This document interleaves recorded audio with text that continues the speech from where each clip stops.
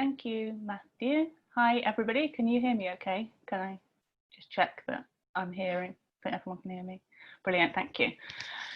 So thanks to V and Bob for asking me to share some of our research today, and thank you everyone for giving me some of your time. I'm going to share my screen now so you can see the presentation that I've got available.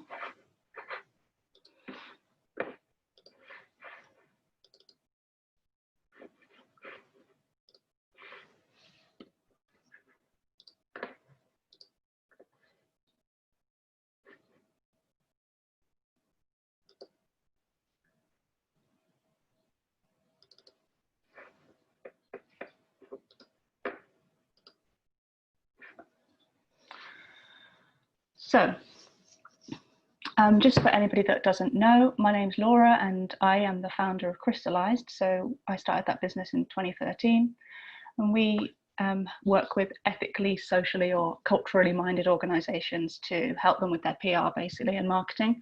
That involves a whole range of things: comms, digital events, social media, and increasingly research and audience development. Because of that, quite a lot of our clients are in the Northeast and are also in the arts and culture sectors. So when kind of back in March, when coronavirus started to become a real threat in England, I was concerned, like everybody, not just for myself and my family. As it turned out, I actually did have coronavirus in March, but for my business and also the sector that we support, the arts, culture, heritage, and some charity sector as well. We lost £30,000 worth of work in 4 days, and my thoughts kind of turned to how can we be useful to the sector, really, with knowing entirely that we'd likely lose a lot more contracts or we'd have work postponed. What could we do that kept us connected to the sector, and that also provided some kind of clarity or information to help the sector move forward. And so that was kind of how Does Culture Matter came about. We often will do research for audience research for clients prior to events or activities, marketing campaigns, and this, I've long been interested in the mechanics of how much really the arts sector knows about its audiences, and I really wanted this to be a project that encompassed a very wide range of opinions and not just those people who do attend cultural events as a standard, what we would call engaged audiences. So we launched this at the beginning of England's lockdown. So there's a survey that goes out at the end of every week. So the first survey was the 30th of March and it continues on until now. And the purpose of it really is to listen to audiences about their lives in lockdown and how they're connecting with culture. How is their relationship with culture changing? What will it mean for the sector post-lockdown? And what audiences care about? How do they perceive arts and culture? And entertainment, I would like to put in there, which I know might get me chastised from some people, but I don't think the general population would necessarily identify the activities they partake in as being cultural. And so it's important that we're looking in a very broad way about how people are spending their time. So far, as I say, we have weekly surveys that go every Sunday. We've got about 1,000 respondents now that are signed up. And although we initially thought this would be maybe a 3-month, 6-month project, we'll continue it until the end of December at the earliest. The data is not representative; it's indicative. So that means that we don't have a set number of men, women that we will report data on. So I'll go through the demographics of who's completing our research in a moment. But so far, you may have seen some of the data that we've shared, and we've done bits and bobs on Twitter. our findings have been shared with DCMS through Tracy Brabin, who's been a supporter since we launched the project, and with the British Film Institute, and with we've talked to a lot of organisations in the North East who just want to ask about a particular subject matter or what does the data show for a particular question. And I'm very happy to share all of that information with you whenever you'd like it, just get in touch.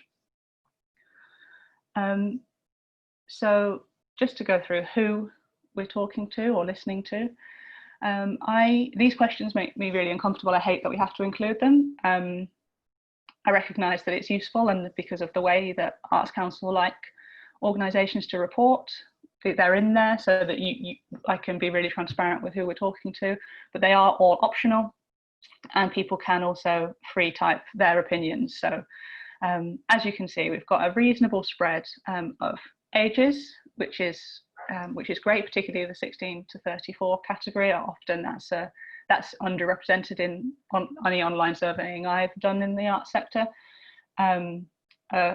A reasonably high skew towards people identifying as female, which also in my experience is quite normal for women to be doing more surveying than men. I don't know why that is. And then we also asked about people's sexual orientation and whether or not they consider they live with a disability. So in 2017, I think 93% of the UK population identified as straight or heterosexual, and here we've got 66%. And then we asked people whether they think they live with a disability or not. 14% of people said yes, which is quite a bit lower than the UK average of 22%. We asked everybody what were the types of things they were most likely to do before COVID-19. And this is aggregated data, so it's not split by age, which we can do. But the top 5 places people would regularly visit or in their leisure time were gardens or parks, the cinema, museums, art gallery or an art space, and historical venues or stately homes. Another interesting point, I think, just to note, is that a third of our respondents don't engage with traditional arts and culture activities regularly. So by that, we mean that they have engaged in an arts and culture event only once in the last 12 months by their own self-identification. So one of the questions we get asked quite regularly is this just a bunch of cultural sector workers completing your survey? And no is the answer, which is great and makes it, in my opinion, much more robust. So we've been asking nigh on 1,000 people 5 questions every Sunday for 9 weeks. So there's a lot of data that we've got available, and what I've tried to do is just pare this back to a few key headlines that might be useful for your conversations today. This is probably 5% of the stuff that we've got available, and as I say, I'm really open to having conversations with anybody that wants to explore the data further, but these are 3 or 4 key things that I thought you might find interesting as a group. So first of all, people are much more willing to try something new during lockdown. So 55% of people are trying cultural activities that they say they would never have considered before COVID-19. And a couple of those which rank quite highly are theatre. So I think the BBC's Culture in Quarantine has a reasonable cut through. So about 1/5 of people had heard of it or engaged with it when we asked them. And also museum tours and art gallery tours. I think there's some data out there which I can share in the chat later, which shows the increase in search engine queries for online museum tours over the past 8 weeks. People still want to hear from the arts and culture venues that they were connected with previously. And there's so much content out there now. There has been a huge rush for people to put things online. You can pretty much find anything you would have done in real life online. So we asked if people still wanted to hear from arts and culture organisations and what they wanted to hear about. 83% still want to hear from their favourite arts and culture organisations, and their most the thing that they want to know is what can they do at home, how can they enjoy that their time at home, how can they, is there anything that organisation is doing that they can be more connected with. The thing that they least want to hear about is a fundraising ask. I think there's some nuance in that which I can talk about offline with anyone that's interested in fundraising. And then just to tie in with Matthew's point about when venues could reopen, lots of people are worried about what the return might look like. So we've asked on 2 separate occasions how safe or unsafe people would feel in different venues, ranging from gardens and parks through to cinema, theatre, sporting events. And about 70–75% of people would feel safe, unsafe or very unsafe in most of the locations that we asked about. I've got a chart later that I will show you, because there's been a small shift in that from when we first asked the question 4 weeks ago until we asked the question again this weekend.